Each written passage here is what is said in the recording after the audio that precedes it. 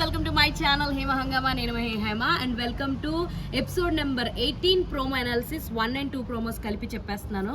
ఏంటి కర్ర పట్టుకుని ఉంది అని అనుకున్నారా? యాక్చువల్లీ ఫస్ట్ ప్రోమోలో అయితే ఈ కర్ర గురించే చాలా ఇది ఉందనమాట. సో నిఖిల్ ఆడుతుంటే కర్ర ఇరిగిపోవడం, దాని గురించి పెద్ద డిస్కషన్ జరగడం, పాజ్ అని ఆమె చెప్పడం, వీళ్ళు వినకపోవడం, దాని వల్ల ఎంత రచ్చ అయిందంటే ఏకంగా ఒక ప్రోమో తీసాడు అనమాట. ప్రోమో కట్ చేశాడు, అంత రచ్చ అయిందనమాట.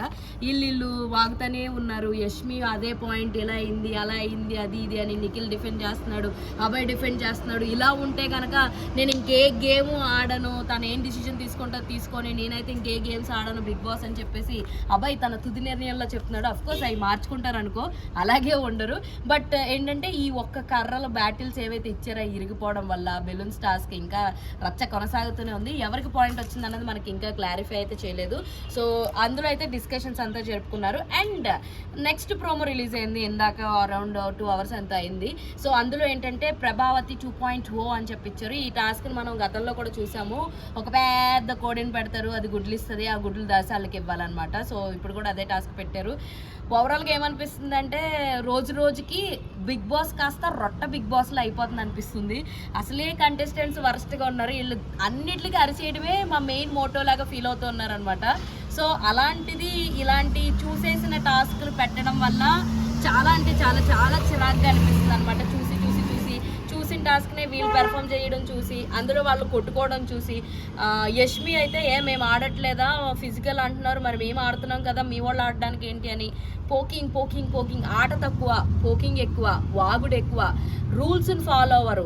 వీళ్ళే రూల్స్ సృష్టించేసుకుంటారు, వీళ్ళే గేమ్ని పాజ్ చేసేసుకుంటారు. ఇంక బిగ్ బాస్ ఎందుకు, బిగ్ బాస్ అనౌన్స్మెంట్లు ఎందుకు నాకు అర్థం కాదు. బిగ్ బాస్ నువ్వు ఇంటికి వెళ్ళిపో, వాళ్ళే మాట్లాడుకుంటారు, వాళ్ళే రూల్స్ పెట్టుకుంటారు, వాళ్ళే బ్రేక్ చేసుకుంటారు, వాళ్ళే ఏమంటారు ప్రైజ్ మనీ తీసుకుని వెళ్ళిపోతారు అనమాట. ఎవరు కావాలితే వాళ్ళు.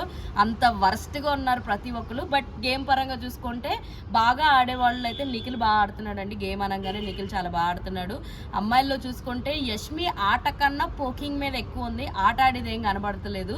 విష్ణుప్రియ కూడా ఏదో ట్రై చేస్తుంది అనిపించింది. అని ప్రోమోలో కూడా మనం చూసాము, దోశ ఇలా వేసిచ్చింది, అలా వేసిచ్చింది అని చెప్పేసి అని అనడము, దానికి సంబంధించి ప్రేరణ ఎల్లు అని అనడాలు, నేను ఇంతే అని అనడాలు, యాటిట్యూడ్లు చూపించడాలు, ఇవన్నీ ఉన్నాయి. దోశ గురించి అంత డ్రామా చేయాల్సిన అవసరం లేదని నా ఫీలింగ్. అంత ఏడ్ చేయాల్సిన అవసరం అయితే అలాంటిది ఏం లేదు. అఫ్కోర్స్ వాళ్ళు ఓడిపోయారన్న ఫ్రస్ట్రేషన్లో అది ఉంటుంది, బట్ అంత క్యారీ ఫార్వర్డ్ చేయాల్సిన అవసరం లేదనిపించింది నాకు విష్ణుప్రియ విషయంలో మెయిన్గా. సో చూడాలి సాయంత్రం ఈ ప్రభావతి 2.0 ఏమైనా ప్రభావం చూపిస్తుందో లేదన్నది అయితే వేచి చూడాలి. ఇలాంటి మోర్ అండ్ ఇంట్రెస్టింగ్ అప్డేట్స్ కోసం ప్లీజ్ డూ ఫాలో హేమ హంగామా.